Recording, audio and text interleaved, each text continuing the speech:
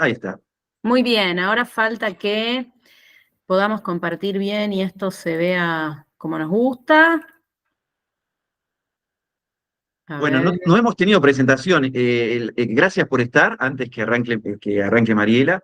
Gracias por estar. La verdad que para nosotros es una alegría organizar este evento desde Redie. Sigo permitiendo a los que quieren ingresar. Es una alegría y es algo que teníamos pendiente con Mariela hacer este evento. Ella me comentó que iba a producir este nuevo libro sobre esta temática y que bueno, le gustaría compartir las ideas que tiene con la comunidad docente, así que desde Rey dijimos, bueno, vamos a hacer un evento para intercambiar bueno, los contenidos y también ideas acerca de ellos, y bueno, así fue como comenzó esta idea. Creo que incluso hicimos un artículo para la revista y bueno, después mi viaje a Colombia impidió la primera fecha, tuvimos que postergarlo un poquito, pero bueno, yo les agradezco muchísimo que estén acá hoy todos ustedes.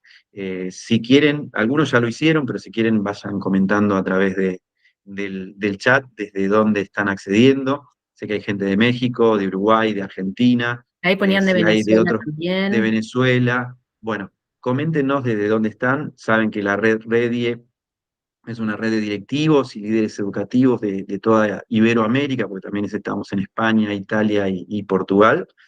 Y nuestra intención es muy concreta, tratar de mejorar a través de capacitaciones, de encuentros como este, nuestras prácticas de gestión y las prácticas de enseñanza que llevamos a cabo en cada una de nuestras aulas. Y también vernos, conocernos y que esto siga cada vez más siendo una gran comunidad profesional de aprendizaje iberoamericana. Así que bueno, bienvenidos, bienvenidas a todas y a todos, y arrancamos. Ahora sí, con Mariela, que es una referente en la educación argentina, una gran autora. Casi todos tus libros, ¿no? ¿Son de Editorial Bonum o no? ¿O me estoy Y de equivocando? SB, los primeros son de SB. Los- y después pasamos a Bonum. Y después Bueno, Bonum. Sí, seguimos en yo como, vínculo con SB, pero ya ahora como que me quedé no aliada de pasa, Bonum, pero están. está bien. Yo como buen seguidor de Mariela tengo todos sus libros, recién les comentaba los que se comentaron primero, bueno, que ahí atrás están los libros de Mariela, así que para mí es un honor, un orgullo y una alegría que hoy estés con nosotros, Mariela, y bueno, te doy la palabra si querés y ya Bueno, arrancamos, ¿no? muchas gracias Alfredo por este espacio de la red, y muchas gracias también a todos los colegas que se sumaron hoy, que están acá para compartir. Así que, bueno, muchísimas gracias. Arrancamos con lo nuestro. Estoy teniendo alguna dificultad, me gustaría la confirmación. A ver si ¿se compartió recién pantalla? Inicialmente sí y ahora Sí. no. Ahora no, perfecto. Quería corroborar eso porque me daba un poquito de miedo. Lo que voy a Sí, necesitar es la confirmación de que se está compartiendo. perfecto. A Yo ver, apenas lo vea te aviso, todavía no veo nada, ¿eh? perfecto. Ah, y ahora sí, Ahí estamos.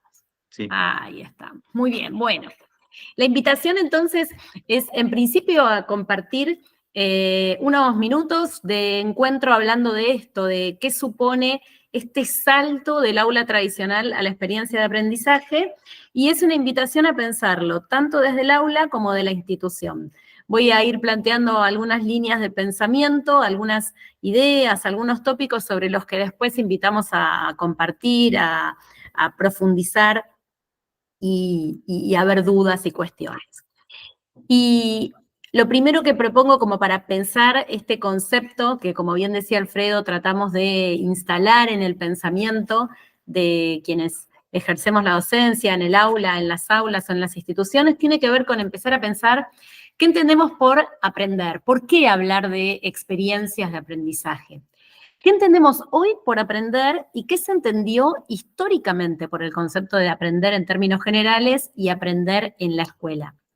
Si miramos hacia atrás, podemos recordar aquella mirada del conductismo clásico en el que seguramente nos formamos o se formaron, en realidad ya no nosotros, pero sí los docentes de nuestros docentes, en el que aprender tenía que ver con repetir. Si se quiere, en las primeras décadas del siglo pasado, la escuela proponía un modelo de enseñanza en el cual lo que se buscaba tenía que ver con que el estudiante fuera capaz de repetir las teorías, las propuestas que planteaba el docente o repetir conductas.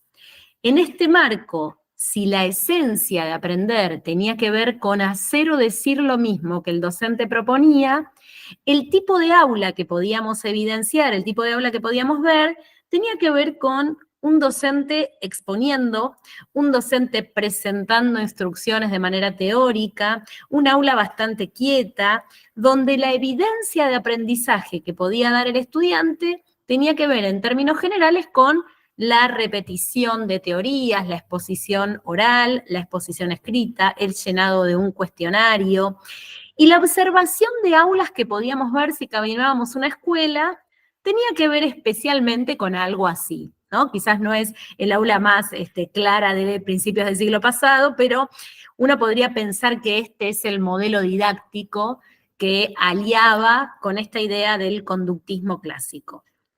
Pasada la primera mitad del siglo pasado, empezamos a pensar y a transformar o a sumar a esas nociones del conductismo en aprendizaje las ideas del constructivismo. En principio el constructivismo clásico, Piaget, Vygotsky, después vienen Ausubel, Brunner, ¿qué proponen estas corrientes? Van a decir, aprender tiene que ver a veces con repetir, pero un aprendizaje profundo, un aprendizaje significativo, está más vinculado con la idea de conectar. Para esta corriente, para estas corrientes en términos generales, el aprendizaje va a estar vinculado con esas conexiones significativas que los estudiantes pueden hacer. Cuando Perdón, un Mariela, estudiante... interrumpo un Sí, segundito. sí, cómo Vos no. sabés que lo que estamos viendo es la presentación, no la presentación, sino la construcción de las diapositivas, y no pasó a la segunda. Quedamos Ah, en la introducción. A ver si te deja, cuando vas a compartir, si te deja elegir la parte de presentación. a ver. Porque quedó la primer diapo y yo veía que Sí, movías el mouse y claro, y no no veíamos la cambiaba. segunda. Ah, No menos sé si mal vamos a que, ver y, a ver, porque compartimos aprendizaje, sí, estaba bien lo que decía Luis, pero acabo de compartir ventana, si Sí. comparto toda la pantalla, no, compartiendo ventana, está bien lo que estoy A haciendo, ver, ¿no? dale, probemos. Era lo Total, que, a ver. Ahora estamos viendo la segunda diapositiva, más chica, digamos, de lo habitual. ajá, La vemos como si estuvieras trabajando en. no, no es lo que yo estoy, a ver, voy a hacer otro intento A entonces. ver, porque no sé, ustedes cuenten, pueden hablar también si quieren, pero yo lo tengo. Acá dice, capaz tenés que ir a presentar, dice Ana. Pero estaba en presentar, ¿eh? ¿Estaba en Estoy en presentar? presentar, sí, Claro, sí, nosotros veíamos, nos quedamos en lo anterior, digamos, quedamos en la parte. claro. No, entonces vamos a hacer un cambio a ver si A ver, ahí. perdón que te interrumpí, pero así No, lo no, pueden. mejor, mejor, era una pena. Voy a hacer, a ver ahí. Ahí está compartiendo. Ahí, ahora sí, perfecto, Ahora, ahora sí. ahí Ahora está estamos. No, perfecto. muchas gracias. Bien, bien Ahora está que lo perfecto. arreglamos. Bien. Entonces Buenísimo. decíamos, en esta nueva, en la segunda mitad del siglo XX, el constructivismo empieza a hablar de la importancia de conectar.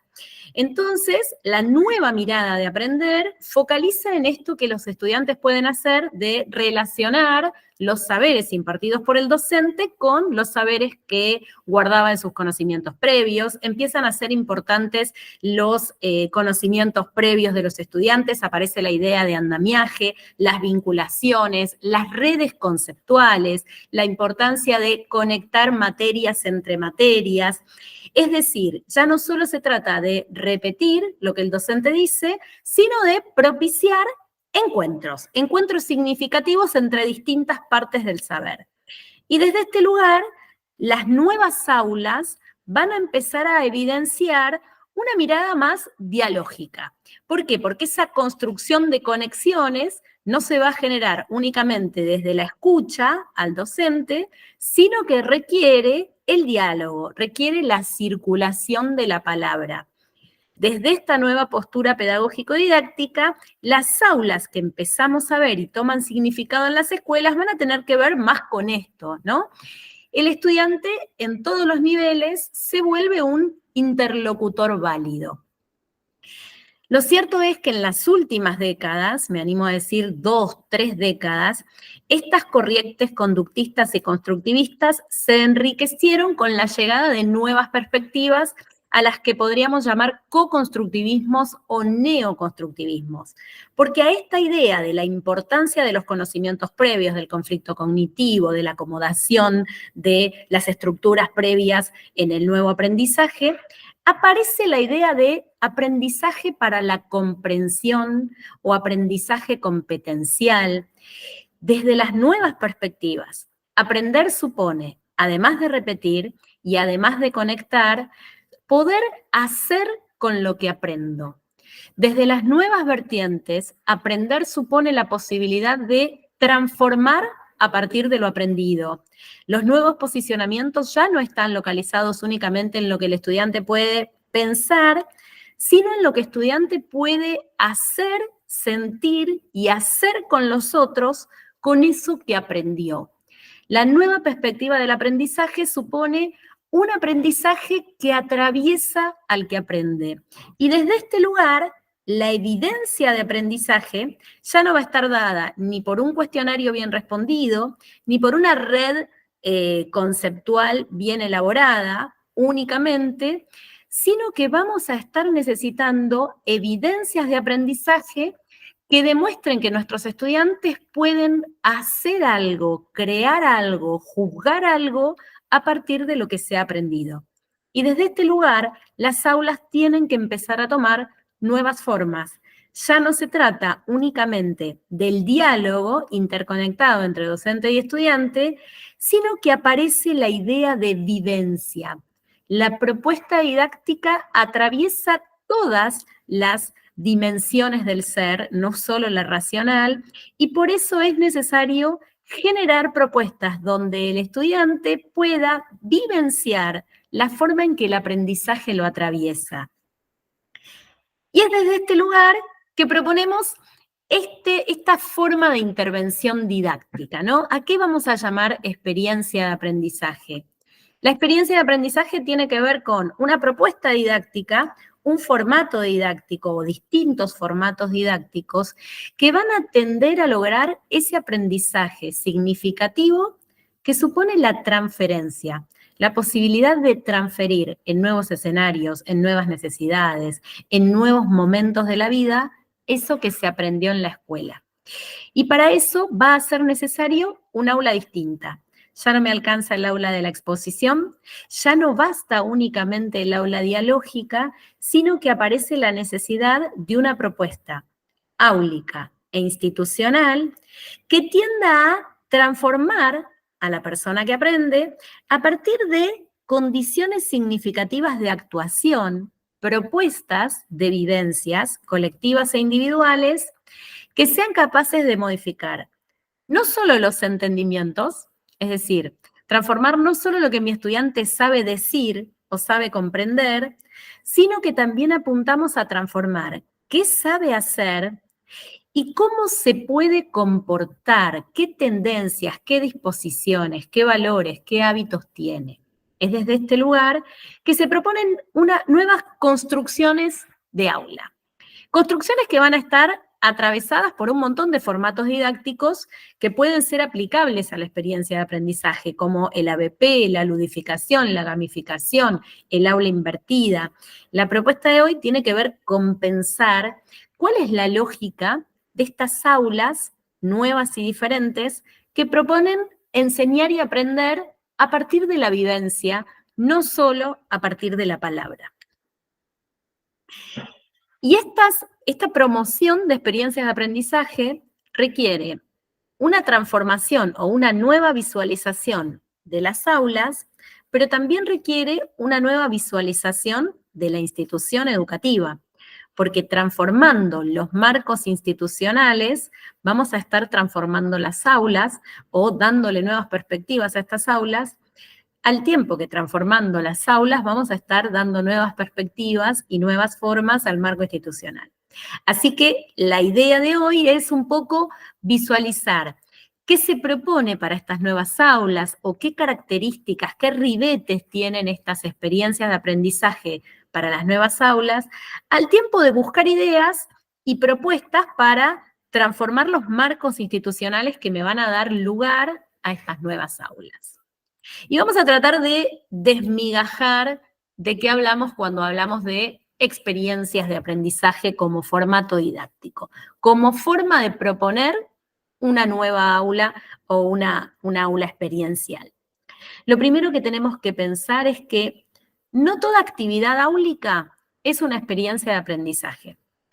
Vamos a entender, si bien en términos generales podríamos decir que una experiencia es una vivencia y que una vivencia que me deja un aprendizaje es una experiencia de aprendizaje, en términos didácticos específicos, vamos a pensar a una experiencia de aprendizaje que además de ser una tarea, suponga el compromiso activo de los estudiantes.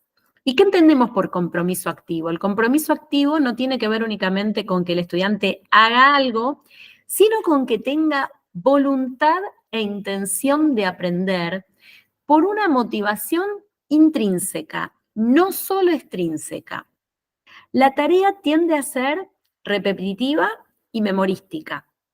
Cuando hablamos de una experiencia de aprendizaje, estamos hablando de una tarea que desde algún lugar propició en los estudiantes y en las estudiantes una motivación que no se debe solamente a la nota o al cumplimiento en el rol de alumno, sino a las ganas de aprender algo. Muchas veces cuando charlo esto con colegas o hago presentaciones en escuelas, surge el diálogo de, pero ¿y entonces la tarea no va más? No hay instancias en las escuelas en que simplemente mis estudiantes tengan que ponerse a sumar para practicar la suma o hacer cálculos de fisicoquímica para practicar esa elaboración. Sí, sin duda, porque si algo sabemos de la neurociencia cognitiva es que consolidar un aprendizaje requiere práctica. Pero consolidar el aprendizaje es guardarlo en la memoria a largo plazo una vez que se adquirió. En cambio, nosotros estamos pensando la experiencia de aprendizaje como propuesta didáctica para proponer un nuevo aprendizaje. Después vamos a proponer instancias de aula para consolidar lo aprendido. Acá estamos pensando de formatos didácticos que van a generar ganas de aprender cosas nuevas para enseñar propuestas didácticas nuevas. Entonces, para que una tarea sea considerada una experiencia de aprendizaje, debe tender a promover el compromiso activo, la intención denodada de aprender algo, y a promover desempeños de comprensión. La comprensión es clave en esta transformación. Y ya vamos a ver más puntualmente de qué hablamos cuando hablamos de comprensión. En principio podemos decir que la comprensión no es ni memorística ni repetitiva. La comprensión supone la capacidad de actuar de manera flexible con lo que aprendí. Actuar como comparando, imaginando, creando nuevos formatos, hipotetizando, juzgando. Seguimos pensando de qué hablamos cuando hablamos de esta experiencia de aprendizaje. Y una de las cosas que tenemos que tener presente los y las docentes cuando pensamos en esta nueva forma de enseñar y aprender, está en comprender que el saber declarativo, el contenido clásico, debe operar como un medio y no como un fin en sí mismo. Si en mi propuesta áulica o en mi propuesta semanal o en mi propuesta, en mi secuencia didáctica, el contenido declarativo se vuelve un fin en sí mismo, existen altas posibilidades de que eso no sea una verdadera experiencia de aprendizaje. Porque la experiencia de aprendizaje procura generar el deseo de aprender. Y alguien podría preguntarse, bueno, ¿y cómo hago para saltar ese saber declarativo para que mi propuesta didáctica logre ir más allá de lo que estoy enseñando por sí mismo? ¿Cómo logro que ese contenido sea un medio y no un fin en sí mismo? Y una de las estrategias didácticas a tener presente como docente para esto es saber que si voy a arrancar la clase simplemente contando cuál es el contenido didáctico que hoy voy a dar, voy a disminuir las ganas y el deseo de aprender. Lo primero que tengo que intentar como docente es procurar que mis estudiantes quieran saber eso que les propongo. Entonces hay formas didácticas de generar el deseo, hay formas didácticas de, como hago en esta imagen, saltar ese contenido y que sea el estudiante el que busque ese saber a aprender. Cada vez que planteo esto desde la teorización, se me viene a la mente un ejemplo concreto en las aulas, en mis aulas, ¿no? Yo en este momento soy docente de superior, trabajo en un profesorado, hace un tiempito lo dejé, pero trabajaba en un profesorado de educación física, y en ese profesorado de educación física daba la materia teoría sociopolítica y educación. Una materia que en principio alguien podría decir, bueno, quien quiere estudiar educación física quizás no está demasiado preocupado por aprender ciencia política o interesado en términos generales, si bien es un prejuicio y una generalización, no estaba demasiado interesado en entender ciencia política. Entonces mi gran desafío era, ¿cómo hago que ellos quieran saber Marx?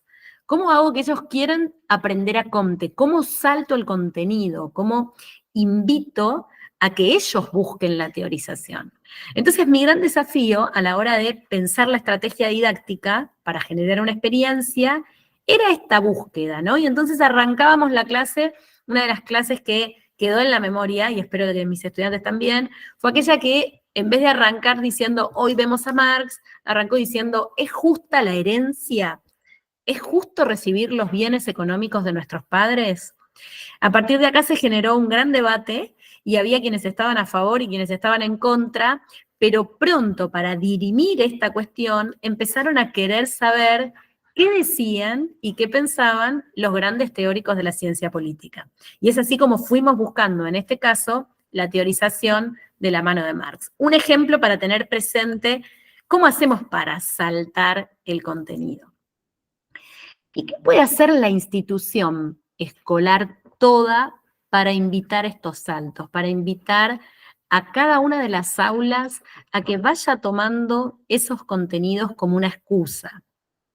Bueno, una de las formas que da evidencia, ha dado evidencia de efectividad, tiene que ver con estas instituciones que proponen ejes, temas o problemas transversales a abordar, por ejemplo, el año de la cultura autóctona, el año de la inteligencia artificial, el año de la diversidad de género, el año, y que temas que sean diversidad cultural, que sean realmente transversales, o la invitación, como recién hablábamos con Alfredo, después tendremos oportunidad de volver a hablar, la invitación a cierto grupo familiar, a ciertos miembros de la familia para participar de las propuestas didácticas. Cuando la escuela logra poner ejes que atraviesen y vinculen de alguna manera cualquier contenido curricular, obliga al docente o invita al docente a repensar su contenido en pos de otro fin. ¿De qué manera puede el concepto de Revolución Francesa vincularse con la idea de inteligencia artificial? ¿De qué manera puede la suma de fracciones vincularse con la transformación cultural? Es una invitación a pensar. Esos contenidos curriculares que muchas veces los docentes tenemos automatizados como un medio y no como un fin. Es una invitación a saltar el qué enseñar por el para qué enseñar. Y esto va directamente ligado con otra cualidad de la experiencia de aprendizaje, que es que el centro en una experiencia de aprendizaje no va a estar en la recepción teórica del docente, sino en la vivencia del estudiante. ¿Y cómo logramos eso? Proponer desempeños didácticos potentes, desempeños de aprendizaje potentes, es lo que transforma las aulas. ¿Qué era un desempeño? Un desempeño es una actividad del estudiante que en términos generales se propone en equipo, que invita al compromiso activo y que supone comprensión profunda.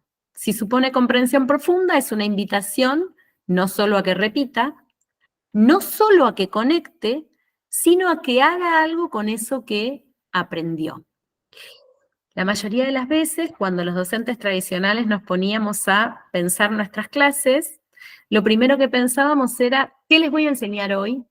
¿Y cómo va a ser el momento de presentación teórica? ¿No? Si esto fuera una clase, la esencia de mi clase no estaría dado ni en este PowerPoint ni en cómo voy a exponer la teoría, sino en pensar qué les propongo que hagan para que descubran y vivencien el concepto de experiencia de aprendizaje. En un aula experiencial, la propuesta a desarrollar por el estudiante es el nudo de la propuesta didáctica. El docente que planifica desde este nuevo enfoque le interesa mucho más qué actividad le va a proponer para transformar el conocimiento que cuál va a ser la forma en que exprese la teoría o presente la teoría. ¿Y cómo podemos hacer desde la institución para traccionar esas transformaciones? Otras ideas que seguramente hay muchas más para seguir pensando, ¿no? Pero una de las formas tiene que ver con invitar desde la institución proyectos de aprendizaje cruzado. ¿Y qué suponen los proyectos de aprendizaje cruzado?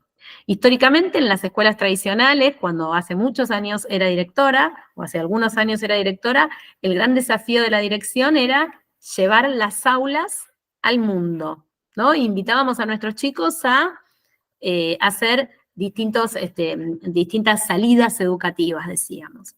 La propuesta hoy es un paso más, hacer esas salidas educativas, pero traer el mundo a la escuela se vuelve muchas veces más desafiante que llevar la escuela al mundo. ¿Y qué supone esto de traer el mundo a la escuela? ¿Qué supone el concepto de aprendizaje cruzado? Invitar a distintos especialistas, distintas instituciones, personas en distintos roles de la sociedad a participar de propuestas didácticas. Y ahí generar, motivar nuevas formas de abordar el aprendizaje. El mes de las entrevistas, el mes de la institución, que cada docente proponer, por ejemplo, que cada docente traiga, o los docentes interesados en traccionar desde este lugar, traigan un invitado particular a abordar un tema o una capacidad o competencia a trabajar específica en el aula. Este tipo de intervenciones fomenta transformaciones de aula de tipo más experienciales. Otra más. En la experiencia de aprendizaje, no solo focalizamos en la racionalidad como matriz básica del aprendizaje, sino que aportamos a la integridad. ¿Qué quiere decir esto de que se enseña desde propuestas no solo academicistas, sino que involucran el sentir y el actuar con los otros? ¿Cómo hacemos en lo concreto en las aulas para que mi estudiante no solo involucre la razón, sino también la corporeidad, la emocionalidad, la vinculación social? En realidad, en lo primero que pensamos cuando hablamos de emocionalidad en las aulas, hablamos de un ambiente cálido, amoroso, de contención, y esto es un aporte. Pero si hay una forma en que nuestros estudiantes involucran la totalidad del ser a la hora de aprender, es cuando los invitamos a opinar, juzgar y hacer con lo que saben. ¿Por qué? Cuando nuestros estudiantes repiten lo que saben otros teóricos o ejercitan desempeños, ejercitan procedimientos que otros desarrollaron, sin duda involucran parte de su emocionalidad, pero no es una emocionalidad creativa. ¿Hace falta esto? Sí, por supuesto, porque se desarrollan las capacidades cognitivas que tienen que ver especialmente con el aspecto racional.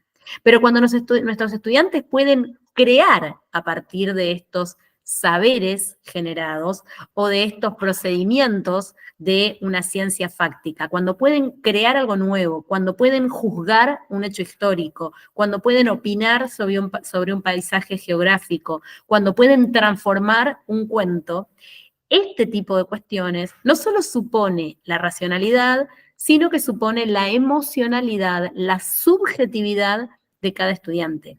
No hay forma de juzgar, de evaluar o de crear algo nuevo sin involucrar la totalidad del ser.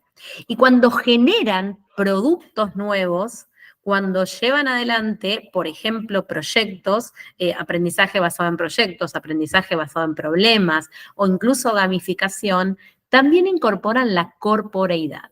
La idea es propiciar estrategias donde subamos en la escala competencial, del repetir y del ejecutar al decidir, al operar y a crear. ¿Y cómo puede una escuela traccionar o ayudar a traccionar estos cambios? Porque sabemos que las transformaciones institucionales no son fáciles. Sabemos que estas propuestas didácticas que venimos llevando adelante desde hace décadas en las aulas han sido efectivas y son efectivas. Y hay mucho que se aprende en marcos áulicos que no necesariamente suponen experiencias de aprendizaje. Pero necesitamos dar ese paso más para un mundo de cambio continuo que necesita que los estudiantes no solo aprendan, sino que aprendan a aprender porque no sabemos qué van a necesitar saber en 10 años. Entonces, estos cambios suelen costar porque están arraigados, incluso me animo a decir, en su propio éxito. ¿Qué podemos hacer desde las instituciones para traccionar estos cambios, por ejemplo, en esto de involucrar la emocionalidad y la corporeidad y el trabajo con otros? Una de las cuestiones que ha dado evidencia de efectividad tiene que ver con proponer distintos protocolos de evaluación. Cuando los docentes empezamos a tener la obligatoriedad de evaluar distinto, eso tracciona, conlleva formas distintas de enseñar y formas distintas de aprender. Por ejemplo, si en una escuela se propusiera que la calificación de un trimestre, de un cuatrimestre, de un mes de los estudiantes debe surgir de una evaluación de tipo cuestionario, más de un análisis de desempeño, más de una observación áulica, obligatoriamente los docentes van a tener que generar desempeños. Y para esos desempeños van a tener que generar experiencias de aprendizaje. Si se propone desde la institución que la evaluación no puede estar signada únicamente por, o se invita desde la institución a evaluaciones que no se limiten a la técnica del cuestionario, sino que operen al menos una por trimestre por rúbricas de proceso, necesariamente eso va a invitar a un cambio educativo.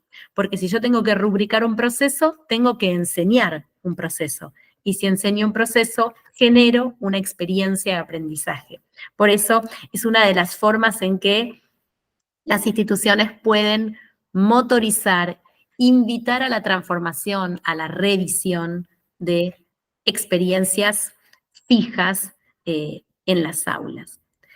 Otro elemento propio de la experiencia de aprendizaje es que evita la individualidad y promociona la construcción en equipo. El nuevo aprendizaje es consciente de la necesidad del otro. El ser humano es por naturaleza gregario. La construcción cognitiva requiere necesariamente del otro. Aprendemos desde la copia, aprendemos desde la imitación, aprendemos desde la empatía. Hoy sabemos desde las bases neurocognitivas que el otro es crucial en la construcción, el otro y los otros. Por lo tanto, las experiencias de aprendizaje, esas aulas que tienen que ver con la escuela de hoy, tiene que promover cada vez más instancias grupales. ¿Y cómo hacemos desde las instituciones, desde las escuelas para traccionar esas instancias grupales? Y acá la invitación, más que a revisar qué podríamos hacer, que seguramente muchas cosas hacemos, quizás tiene que ver con qué cosas podríamos dejar de hacer si es que esas cosas procuran un exceso de individualismo o de competencia individual. Hay algunos marcos institucionales que aplauden per se el individualismo, simplemente para reflexionar qué cuestiones en mi escuela no están propiciando, si es que ocurre, no están propiciando el trabajo colectivo, el trabajo con otros, el aprendizaje solidario, la cooperación, ¿no? Todavía nos quedan en las escuelas resabios de un individualismo que ha sido el eje de un modelo de enseñanza-aprendizaje durante décadas, ¿no? Y acá algunas muestras que en algunos casos quedan resabios, en otros podemos abrir debates si sigue teniendo valor y aporte este tipo de cuestiones, como cuadros de honores o promedios destacados que solo visualizan las cuantificaciones de notas, o estructuras áulicas que tienden a fomentar la ubicación individual. Esto sé que es muy difícil de transformar, pero estos marcos de aula, las formas en que están dispuestas las aulas, sabemos que también traccionan y motorizan ciertos tipos de clases, ¿no? Quizás en la medida de lo posible, transformar las disposiciones áulicas puede invitar a nuevos escenarios.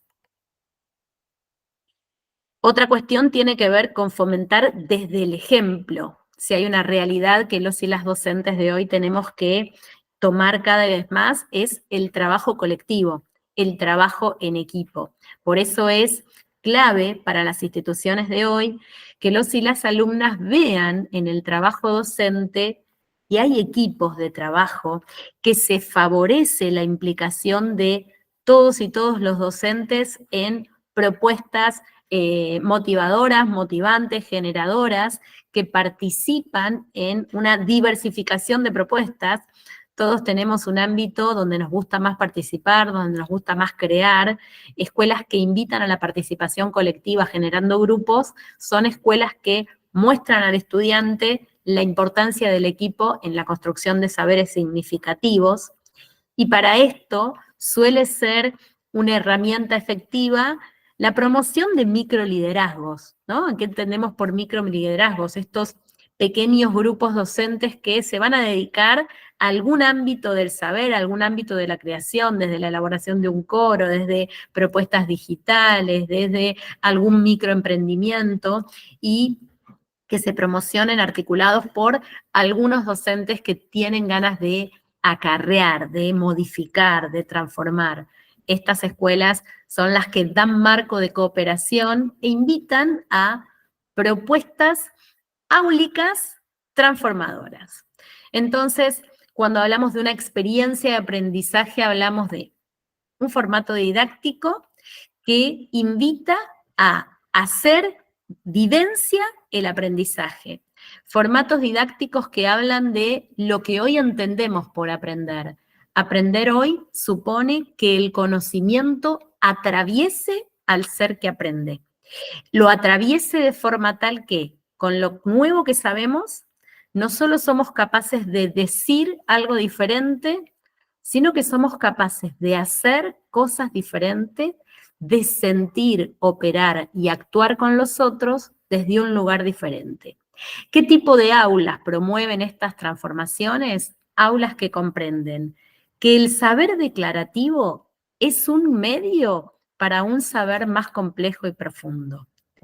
Que la esencia de los espacios áulicos no está en lo que el docente dice, sino en lo que los alumnos hacen.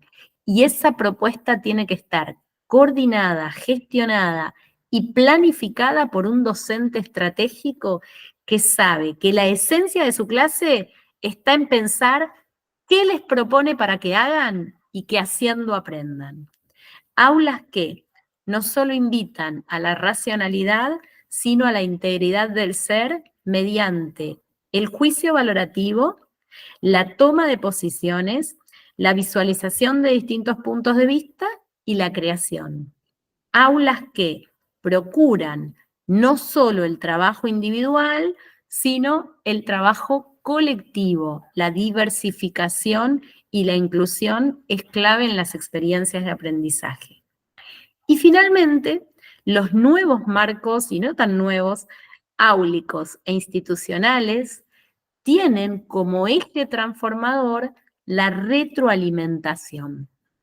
Este paso transformador y crucial de las aulas meramente dialógicas y discursivas a las aulas de la experiencia, se nutren de la retroalimentación. ¿Y qué entendemos por retroalimentación? La retroalimentación es ese feedback, esa devolución que puede dar cualquiera de los miembros del aula, el docente y también el estudiante, luego de un proceso de aprendizaje. En un aula experiencial, el ciclo no para nunca. ¿Qué quiere decir esto? Luego de un proceso de aprendizaje, quienes intervinieron en ese proceso de aprendizaje miran para atrás, se analizan, se evalúan en pos de seguir aprendiendo. La experiencia de aprendizaje se nutre además de la retroalimentación continua. Entonces, un aula experiencial es un aula que cada tanto para la pelota y mira para atrás. Y es una escuela que cada tanto para la pelota y mira para atrás. ¿Qué queremos decir con esta metáfora? Esto de pensar, ¿cómo aprendimos? ¿Qué aprendimos? ¿En qué instancia nos puede volver a servir? ¿Y qué podríamos mejorar de este proceso? Esto es clave para seguir construyendo. Hay muchas formas de retroalimentar los procesos instruccionales o los procesos de aprendizaje. Una de mis preferidas son las imágenes de este estilo, la evaluación figuro-analógica. Cada vez que quiero retroalimentar, recibir una devolución rápida de cómo fue un mini proceso de aprendizaje, invito, quienes estuvieron en alguna otra participación, sabrán que soy adicta a la evaluación figuro-analógica. ¿Qué es la evaluación figuro-analógica? Tiene que ver con esto, ¿no? Con una imagen en la que aparezcan distintos elementos relacionados e invitamos a quienes van a evaluar un proceso a elegir uno con el que se identifiquen. Entonces, para empezar a cerrar esta breve exposición, invito a una retroalimentación mediante una evaluación figuro-analógica. Con todo lo que escuchamos, así en estos 40 minutos rapiditos, como cuál de todas estas imágenes te quedaste y por qué. Si no hay retroalimentación, no hay verdadero aprendizaje. A ver, empezamos contando, como cuál de todas estas imágenes te quedaste y por qué.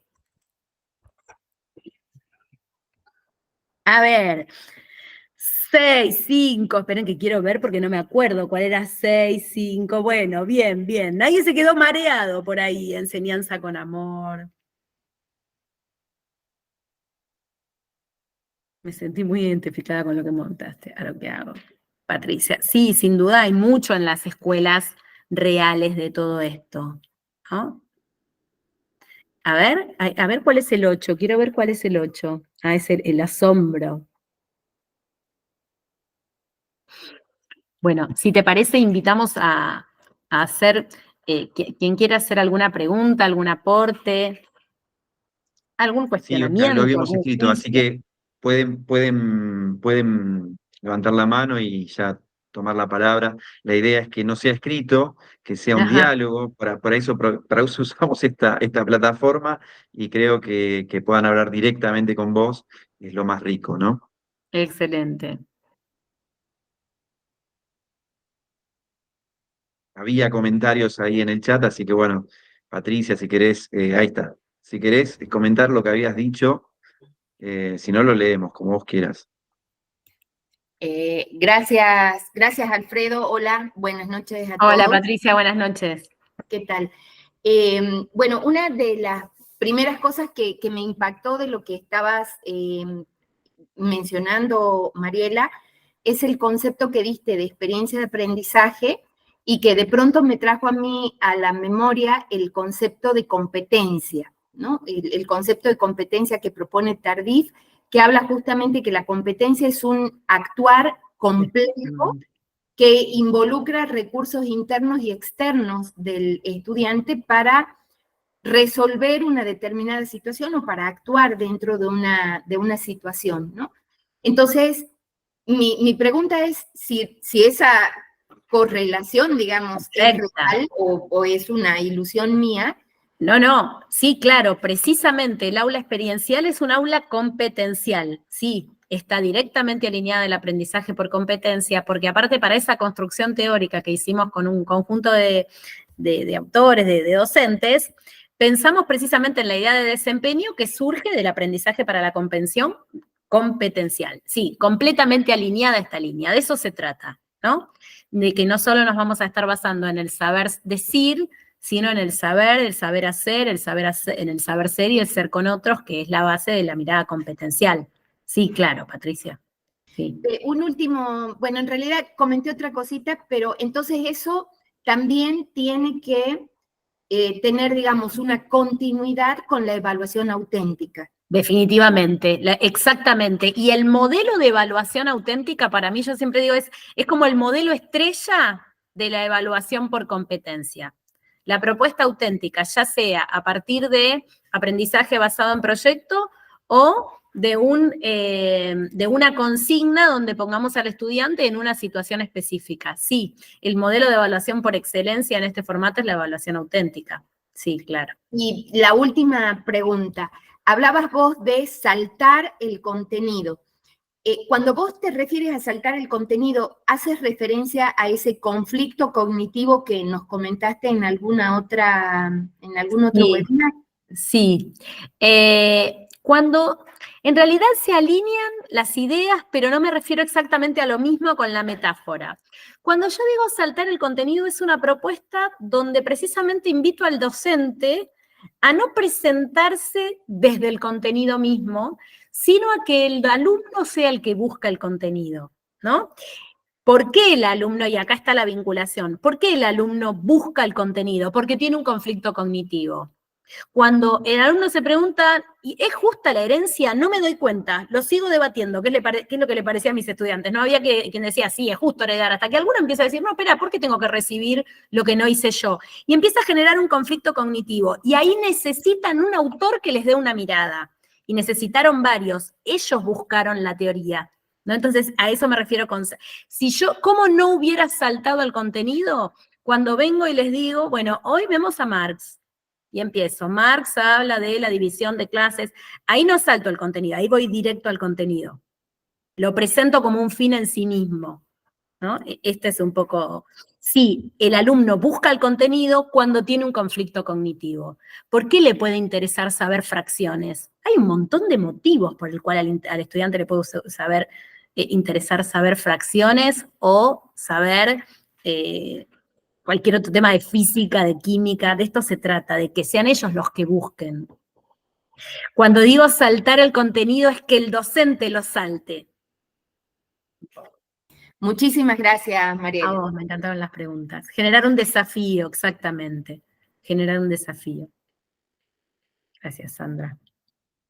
También Luis José había comentado algo, no sé, Luis, si querés tomar la palabra, o quien quiera tomar la palabra lo puede hacer libremente, ¿eh?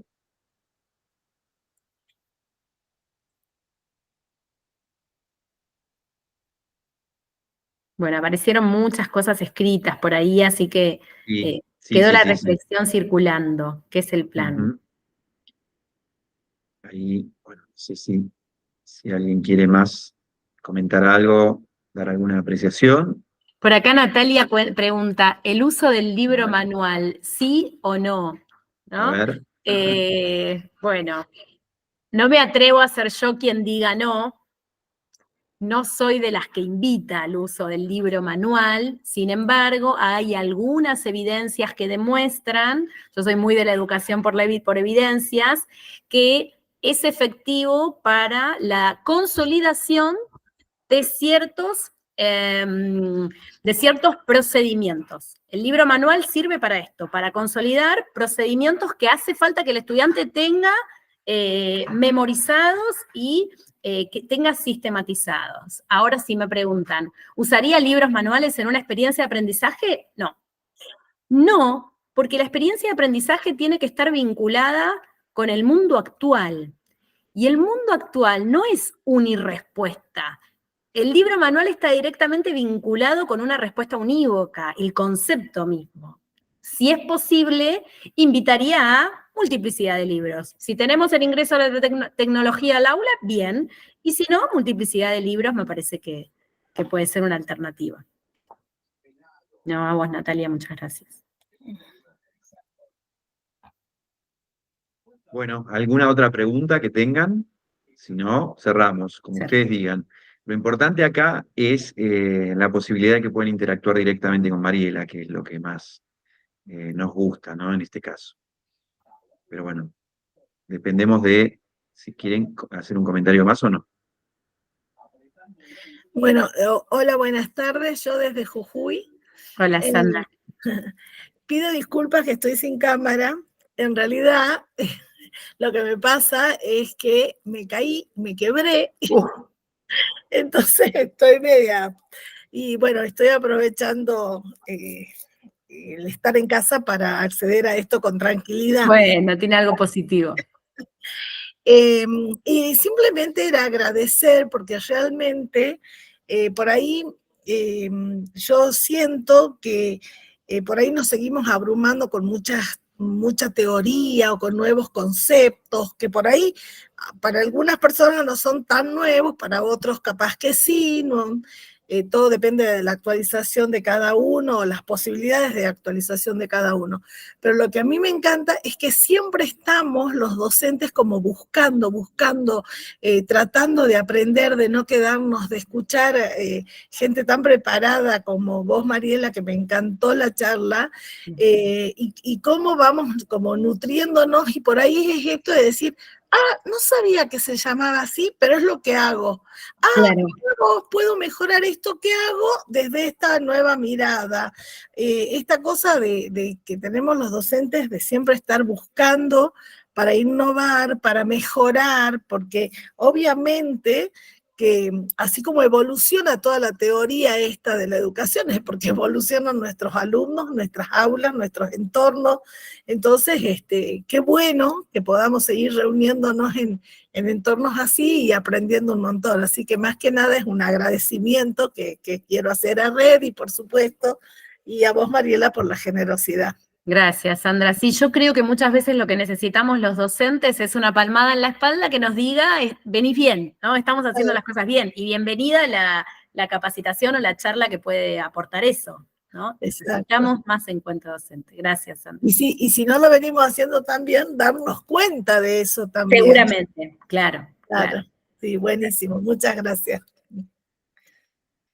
Y Sandra, acotando a eso, siempre la idea es poder transformar desde el lugar en el que estamos. Los que hace años que vienen trabajando y participando en las actividades de Redie, saben que surgió siempre a pulmón. Nosotros no tenemos apoyo de nada, ni pedimos nada, y es una organización de personas que quieren transformar la educación sin ningún tipo de rédito económico atrás, ni nada. Por eso son todos nuestros eventos gratuitos, y creo que cuando nos unimos en red, lo que hacemos es enriquecernos mutuamente. Y por eso propiciamos este tipo de encuentros o todo lo que vamos haciendo. Así que bueno, te agradezco a vos, Sandra, a cada uno de ustedes.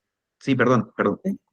No, eso justamente, que es tan valioso lo que hacen que a nosotros nos queda más que agradecer infinitamente todo lo que nos brindan, por supuesto. Sí. Bueno, te agradezco. Igual, pensá que somos todos uno. Todos los que estamos acá hoy somos parte de una red de personas que quieren mejorar, transformar la educación. Así que yo soy uno más, vos sos otra, Patricia otra, y cada uno de los que estamos acá somos importantes. Y Mariela, por supuesto, también, ¿no? Así que bueno, yo les agradezco a todos, a vos, Mariela, principalmente, por haber compartido generosamente, y como siempre lo haces, porque no es la primera vez que colaborás y que participás con todo lo que sabés de las actividades de Redie, de los artículos que también compartís en la revista Gestión Educativa, de todo lo que le das a la comunidad docente, que viste que siempre todo lo que uno da después vuelve. Vuelve definitivamente, sí, vuelve definitivamente y mucho más. Porque aparte uno aprende de esto, aprende de lo que escucha del otro, es un poco no, es lo que estamos diciendo. Aprendemos en comunidad, los docentes no siempre tenemos tiempo real y concreto para compartir. Y la verdad es que con la sola teorización y la lectura de libros no se mejora nada, hace falta esto, el intercambio. Así que el agradecimiento es real y honestamente todo mío, que tengo el espacio para esto, ¿no? para compartir con los que estamos en el campo de la escuela, concretamente. Así que, definitivamente. Así que bueno, muchísimas gracias, en serio, de todo corazón, como siempre te digo, Mariela. Bueno, ustedes, El gente. próximo libro, cuando lo hagas, me sacaré la foto y la pondré en mi Instagram. Pero sí, yo no sé cómo agradecerte, no sé cómo agradecerte. Ahí estamos, lo Así que tenemos bueno, que y háganlo mandar todos ustedes directamente. también. Lo tenemos que mandar. Gente, entonces a descansar Sí, un sí, poco sí. lo que queda del día. Un abrazo grande para todos los que estuvieron ahí, todos los que estuvieron ahí. Nuevamente, Alfredo, gracias por este espacio. Y bueno, eso, que terminemos bien este ciclo que nos queda en todos los lugares donde están ejerciendo. Un abrazo. Bueno, muchísimas gracias a todos y a todas por formar parte de este encuentro.